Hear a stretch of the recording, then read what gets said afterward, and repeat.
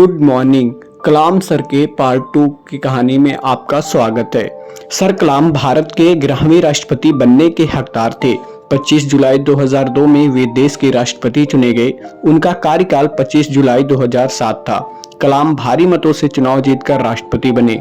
राष्ट्रीय जनतांत्रिक गठबंधनों ने उन्हें अध्यक्ष पद के लिए नामित किया और इसे समाजवादी पार्टी और राष्ट्र कांग्रेस पार्टी का समर्थन प्राप्त था।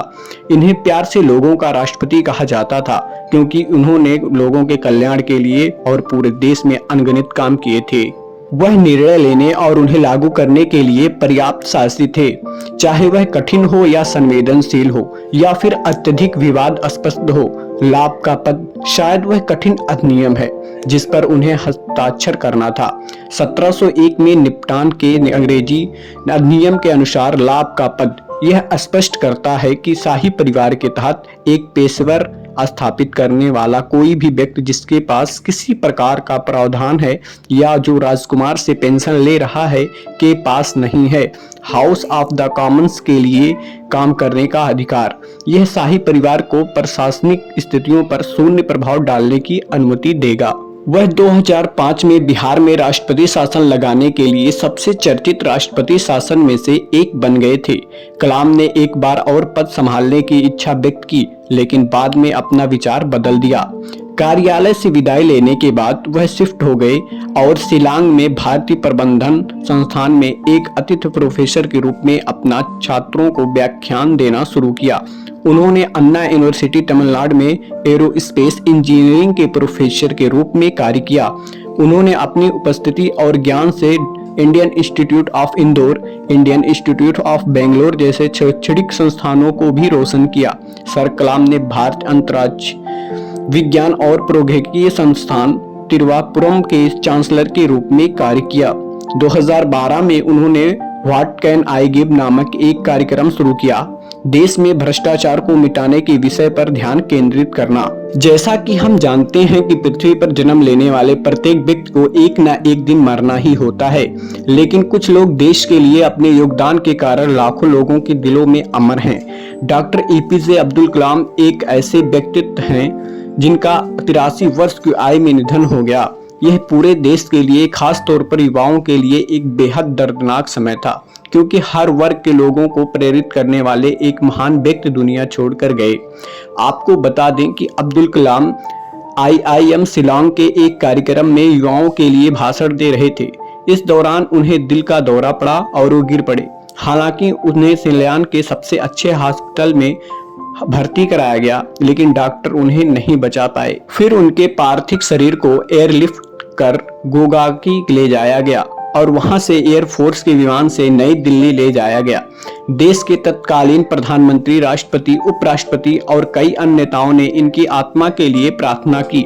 इसके बाद उनके शरीर को भारत राष्ट्रध्वज में ढक दिया गया और उन्हें गृहनगर लाया गया। उनके अंतिम संस्कार में करीब 35,000 लोगों ने शिरकत की और ऐसी महान व्यक्ति की आत्मा की शांति के लिए एकजुट होकर प्रार्थना की।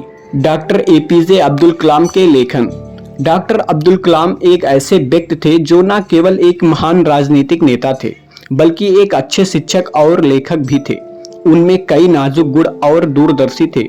उन्होंने हमेशा देश के विकास के लिए एक उत्कृष्ट सपना देखा और महसूस किया कि युवा क्रांति ला सकते हैं। अपने विश्वविद्यालय के कैरियर के दौरान उन्होंने अपने प्रेरणादायक भाषण और जबरदस्त दूरदर्शी के माध्यम से कई छात्रों को प्रेरित किया। इसके अलावा डॉक्टर कलाम एक महान लेखक थे। उन्होंने कई किताब लिखी हैं जो मुख्य रूप से राष्ट्र के सशक्तिकरण के लिए हैं। उनका भारत का निर्माण 2020 हमारे लिए एक उपहार की तरह था और उनके पास भारत को एक महाशक्ति बनाने की सभी रणनीति थी। इस पुस्तक में उन्होंने मुख्य रूप से कृषि क्षेत्र में भोजन और विकास, बेहतर स्वास्थ्य देखभाल सुविधाओं, उन्नत सूचना और संचार प्रणाली, अच्छी बुनियादी सुविधाओं, बिजली उत्पादन में पर्याप्तता, कुछ उन्नत प्रयोगों में आत्मनिर्भरता जैसे कुछ कारकों पर ध्यान केंद्रित किया था। अब्दुल कलाम की उपलब्धियां। अब्दुल कलाम एक महान दिल के व्यक्ति थे जिन्होंने अपनी जीवन यात्रा के दौरान कई पुरस्कार प्राप्त किए और कई उपलब्धियां हासिल की। 1981 में अब्दुल कलाम को प्रतिष्ठित पद्म भूषण पुरस्कार मिला। 1990 में उन्हें पद्म भूषण पुरस्कार मिला और राष्ट्र के प्रति अपने जबरदस्त प्रयास के कारण प्रसिद्ध व्यक्तित्व को 1997 में भारत रत्न मिला। उसी वर्ष उन्हें राष्ट्रीय एकता के लिए इंदिरा गांधी पुरस्कार से सम्मानित किया गया। भारत सरकार ने कलाम को 1998 वीर सावरकर पुरस्कार से सम्मानित किया। कला, विज्ञान और प्रौद्योगिकी में उनके योगदान के कारण उन्हें 2000 में सशस्त्र रामानुजन पुरस्कार मिला। अंत में वर्ष 2013 में प्रतिष्ठित व्यक्ति को वान से सम्मानित किया गया। नेशनल स्पेस सोसाइटी द्वारा ब्रोंज पुरस्कार भी मिला। हालांकि अब्दुल कलाम का जीवन संघर्षों और कठिनाइयों से भरा था, लेकिन वे विरोधियों से ऊपर उठकर आधुनिक भारत के महानतम वैज्ञानिकों में से एक बन गए। राष्ट्र निर्माण में उनकी भूमिका को आने वाली पीढ़ी तक याद रखी जाएगी। ऐसे ही महान लोगों के बारे में जानने के लिए हमारे वीडियो को लाइक कीजिए और चैनल को सब्सक्राइब कीजिए।